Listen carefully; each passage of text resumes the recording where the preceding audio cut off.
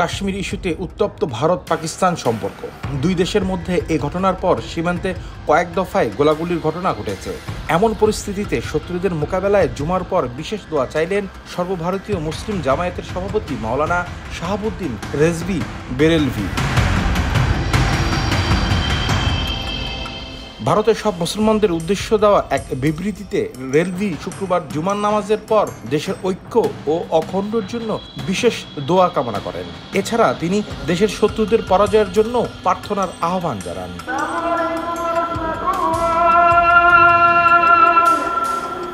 মাওলানা রিজভী বলেন, আমি দেশের সব মুসলমান ভাই বোনদের বিশেষ করে মসজিদের ইমামদের অনুরোধ করছি তারা যেন শুক্রবার জুমার নামাজের পর একটি বিশেষ দোয়া আয়োজন করেন। এই দোয়া হোক দেশের ঐক্য, অখণ্ড ও শান্তির জন্য এবং যারা এই দেশে অস্থিতিশীল করতে চায় তাদের পরাজয়ের জন্য।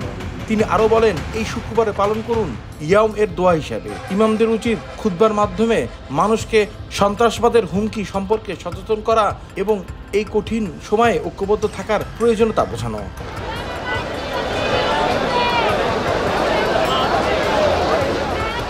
প্রসঙ্গে গত 22 এপ্রিল ভারতের নিয়ন্ত্রণ জম্মু ও কাশ্মীরের পেহেলগাম এক সন্ত্রাসী হামলায় 26 জন পর্যটক নিহত হয়। ভারতে হামলার জন্য পাকিস্তানকেও দায়ী করলেও তার প্রমাণ এখনো পর্যন্ত উপস্থাপনা করতে পারেনি। এই হামলা ঘটনা জেরে ভারত কূটনৈতিক ও কৌশলগত পদক্ষেপ নেবে সিন্ধু নদীর পানি চুক্তি স্থগিত, পাকিস্তানি নাগরিকদের ভিসা বাতিল এবং ওয়াঘা আটারি সীমান্ত বন্ধ করা হয়।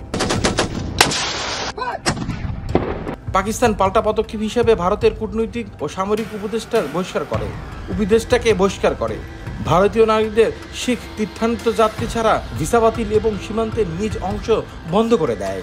ইসলামাবাদ স্পষ্টভাবে জানায় তারা এই হামলার সঙ্গে সম্পৃক্ত নয় এবং তারা এই বিশ্বাসযোগ্য ও স্বচ্ছ আন্তর্জাতিক তদন্তে অংশ নিতে আগ্রহী। এদিকে নিরাপত্তা সূত্রে বলছে, পাকিস্তান সেনাবাহিনী যে কোনো পরিস্থিতি দেশের সার্বভৌমত্ব রক্ষায় সদা প্রস্তুত এবং আগ্রাসনের জবাবে শক্ত প্রতিক্রিয়া জানাতেও সক্ষম। Desk report, recap news.